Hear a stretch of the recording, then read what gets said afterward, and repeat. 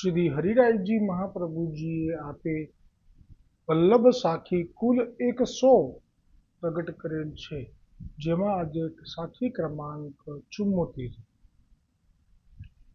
कोटि पाप छीन में टरे लेहि वृंदावन नाम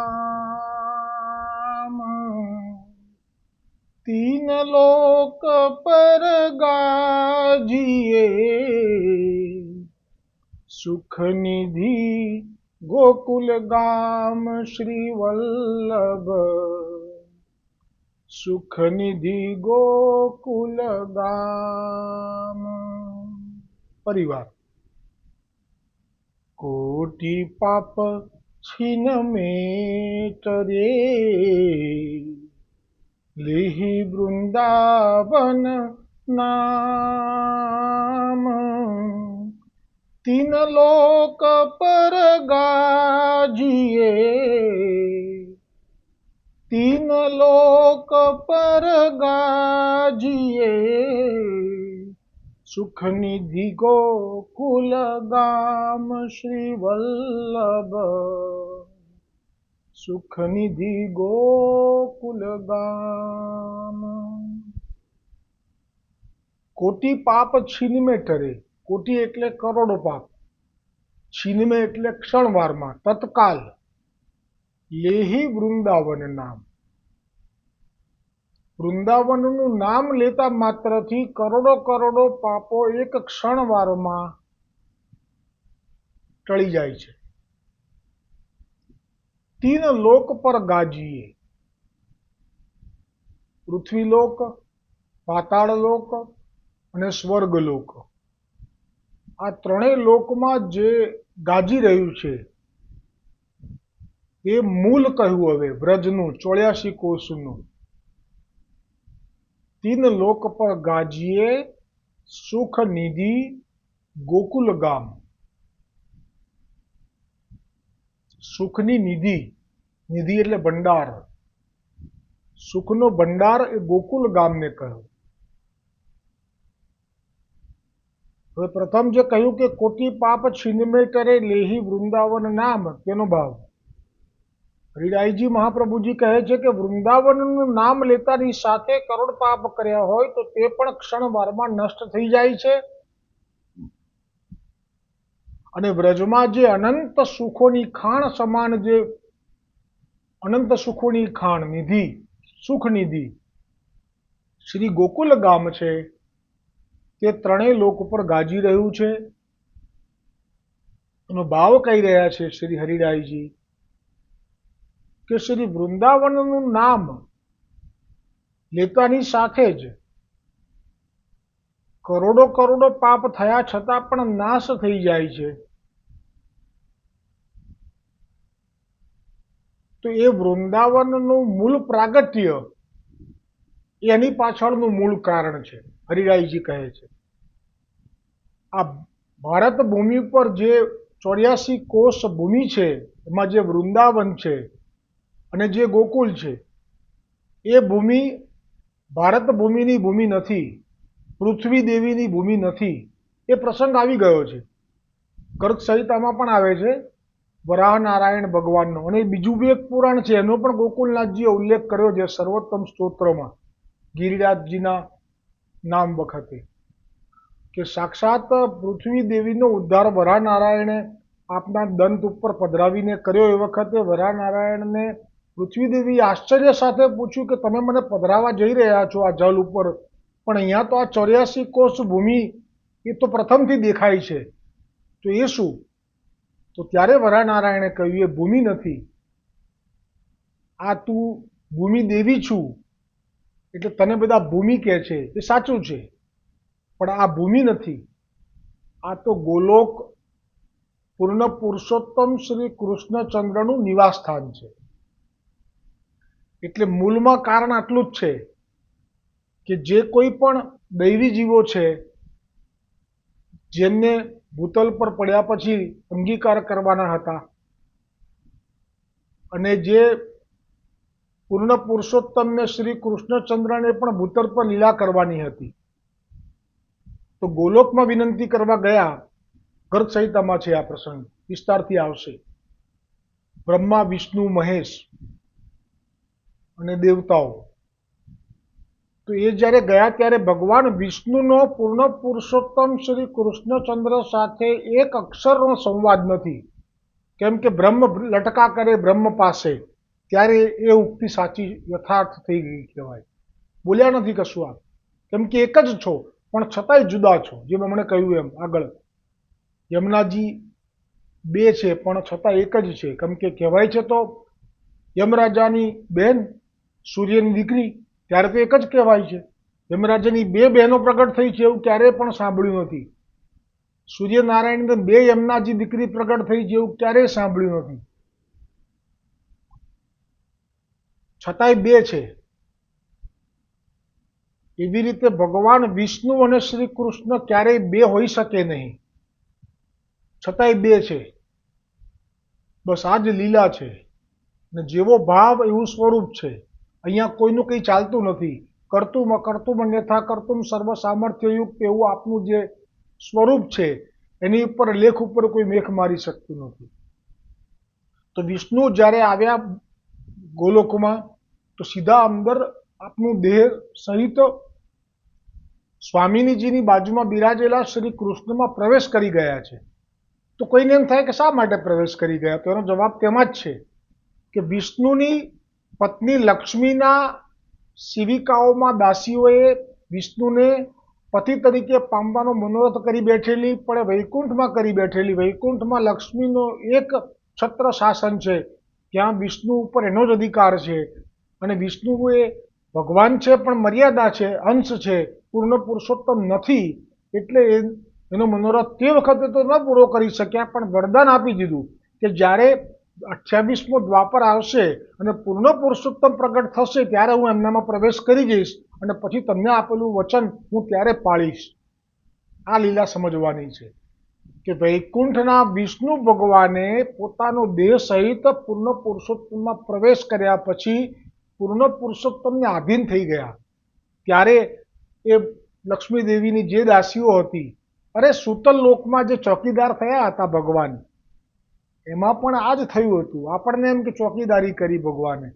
બલિને કહ્યું કે બોલ શું માંગે છે તું? તો બલિએ માગ્યું એવું કે મારું સૂતલ લોક તમે મને આપ્યું છે, આના પછી મન્વંતરમાં હું ઇન્દ્ર થવાનો છું, પણ મને ભય લાગે છે કે રાવણ આવીને મારો લોક ના પડાઈ જાય.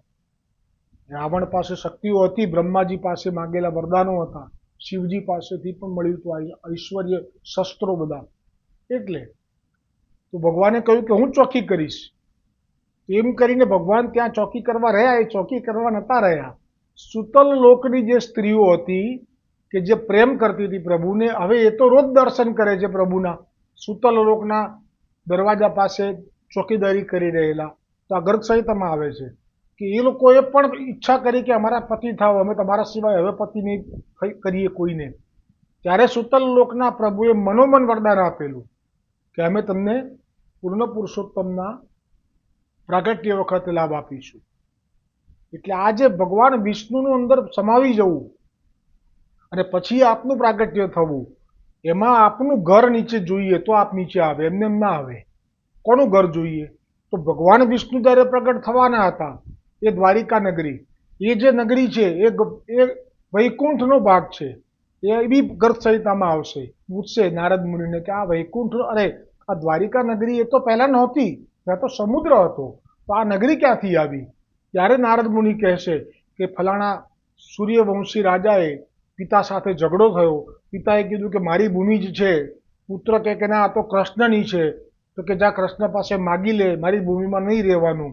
તો વ્યંગના બાણ વાગ્યા, સમુદ્રમાં તપ કર્યું હજારો વર્ષ, અને ભગવાન વિષ્ણુએ કહ્યું માગ. તો કહે છે કે મને તો ભૂમિ નથી ને મારા પિતાએ કહ્યું કે તારા કૃષ્ણ પાસે માગ, વિષ્ણુ પાસે. એટલે કે અને હવે આપ જ કંઈક વિચારો. તો આપે આપના વૈકુંઠનો જે ભાગ મોકલ્યો અમુક કિલોમીટર, લાખ કિલોમીટરનો હતો. આ દ્વારકા અત્યારે બેટ દ્વારકા, એ તો પ્રભુએ વિચાર્યું કે આટલું રહેવા દો, અમારા ભક્તો આવશે ભવિષ્યમાં તો એમને દેવું પડશે એટલા માટે ક્ષમા. તો પોતાના ભક્તોને એક સીમા ચિહ્નરૂપ દર્શન પૂરતું જ છે બેટ દ્વારિકા.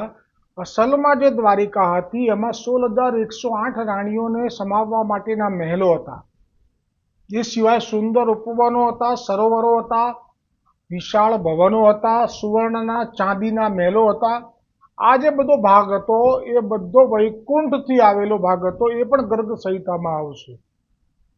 તો જે પ્રભુ બે સ્વરૂપથી છે એ છે. દ્વારિકાધીશ જે વિષ્ણુ છે એમનું ભૂમિનું વ્યવસ્થા આપે જ કરી અને પછી ત્યાં જ આપે નિવાસ બનાવ્યું. એમ સમગ્ર કરોડો બ્રહ્માંડોના પતિ એવા શ્રી કૃષ્ણચંદ્ર એ ગોલોકપતિ છે, ગોલોકની ભૂમિ છે આ વૃંદાવન. અને એમાં જે સાક્ષાત રસોવૈસહ શ્રી કૃષ્ણ લીલા કરી રહ્યા છે નિત્ય, આજે પણ ચાલુ છે. તે ભૂમિ અહીંયા છે એટલે ઉપર પણ લીલા છે, અહીંયા પણ લીલા છે, નિત્ય છે. તો આ જે પૂર્ણ પુરુષોત્તમના ચરણ એ પણ ખુલ્લા. તમે જુઓ, વિષ્ણુ ભગવાનના ચરણ ખુલ્લા નહીં હોય, પાદુકા હશે. કેટલો તારતમ્ય તફાવત છે. તો એટલે રસોવૈસહ જે પૂર્ણ પુરુષોત્તમ સ્વામીની સાથે યુગલ સ્વરૂપે લીલા કરી રહ્યા છે એ જે ભૂમિ છે વૃંદાવન. તો એ વૃંદાવનના જ્યારે કોઈ મુખમાંથી ઉચ્ચાર કરે વૃંદાવનનો તો કરોડો પાપ જાય. એમાં આશ્ચર્ય કદી ન કરવું જોઈએ. અને શા માટે ગોકુલને સુખનિધિ ધામ કહ્યું, સુખોનો ભંડાર ખાણ સ્વરૂપ કયા? તેનું જે મુખ્ય કારણ છે એમાં બે ભાવ છે. એક તો ગોકુલમાં પૂર્ણ પુરુષોત્તમ શ્રી કૃષ્ણચંદ્રએ બાલક સ્વરૂપે પ્રાગટ્ય લીધું છે. તે બાલક સ્વરૂપે પ્રાગટ્ય લેવું એ ગોલોકના જીવો માટે પણ બહુ મોટો આશીર્વાદ છે. કેમ કે ગોલોકનું સ્વરૂપ સ્થિર છે, ગોલોકનું સ્વરૂપનું વય સ્થિર છે. હા, કદાચ નાના મોટા સાધારણ થાય પણ બાળક થઈ જવું એવું ગોલોકમાં નથી. કેમ કે ગોલોક એ યુગલ સ્વરૂપથી નક્કી કરેલી નિશ્ચિત કરેલી વય સાથે જ ત્યાં સખીઓ પણ બધી નિશ્ચિત કરેલી વય. તમે વાંચજો, જ્યારે પણ અષ્ટસખીનું વર્ણન આવશે ત્યારે કહેવામાં આવશે કે એની વય આટલા વર્ષ, આટલા મહિના અને આટલા દિવસની છે. ત્યાં બધું ફિક્સ છે, એમાં કોઈ વધઘટ નથી. ભૂતલ ભક્તિ પદાર્થ મોટું અમરાપુરમાં નાહી રે. આ લાભો લેવાનો છે અહીંયા. એટલે તો ગોકુલને સુખનિધિ, સુખની ખાણ કહી દીધી. એક આ ભાવ કે જેમાં બાલ લીલાઓ કે જે આપ ઉંમરોના ઓળંગી શકે. અને સુરદાસજી કહે કે ઓહો, તમે તો હિરણ્યકશ્યપુને મારનારા, રાવણને મારનારા આટલા બધા વીર, અને અત્યારે તમે આ ઉમરો ડેલી પણ ના ઓળંગી શકો. આ શું છે કૃપાનાથ? આ લીલાનો રસ એ ગોકુલમાં પ્રાપ્ત થાય છે, અન્યથા નહીં. અને બીજો ભાવ છે કે ગોકુલને સુખનિધિ શા માટે કહી દીધું? તો એ તો છે અમારા મહાપ્રભુજી વલ્લભાચાર્યજી બેઠકજીમાં બિરાજી રહ્યા છે. અને જ્યારે વૈષ્ણવો જાય છે અને દંડવત કરે છે, એવી જ રીતે શ્રી ગુસાઈજી જ્યારે બેઠકજીમાં ગોકુલમાં બિરાજેલા છે અને જ્યારે વૈષ્ણવો ગુસાઈજીના દર્શનના તાપથી જઈ રહ્યા છે, માર્ગમાં સતત સ્મરણ કરતા કરતા, તો ગુસાઈજી પણ એ જીવોનું સ્મરણ કરવા લાગી જતા કે આવી રહ્યો છે મારો જીવ. પ્રસંગ જ છે, નાગજી આવી રહ્યો છે, ફલાણો આવી રહ્યો છે. તો આપ જાણી જતા. અને જેવો આવે એની સાથે જ એનું નામ લઈને કહેતા, અમુક તું આવ્યો, ક્યારે આવ્યો, દર્શન કર્યા. આ જ્યારે વચન નીકળતા નામ સાથે, અને તે વૈષ્ણવના આવેલા માર્ગમાં શ્રમનું નિવારણ થઈ જતું. અને આપની કૃપાથી આપના 7 સ્વરૂપોના દર્શન આ લોકો પામતા. વૈષ્ણવો 7 નિધિ સ્વરૂપોના દર્શન પામતા. જે દર્શન બ્રહ્મા શિવજીને પણ દુર્લભ છે, જે સહજ પામતા. આવા દિવ્ય અલૌકિક ગોકુલને સુખનિધિ કહ્યું. તો આ રીતે આમાં પણ સુંદર પ્રસંગ મેં રાખેલા છે, એ જરૂરથી આપ વાંચજો. એ સાથે આજની આ સાખી અહીંયા વિરામ પામે છે. કઈ સાખી છે? કોટી પાપ છીન મેટરે લેહી વૃંદાવન નામ, તીન લોક પર ગાજીએ સુખનિધિ ગોકુલ ગામ. શ્રી વલ્લભ સુખનિધિ ગોકુલ ગામ. હરિરાયજી મહાપ્રભુજી की जय हो।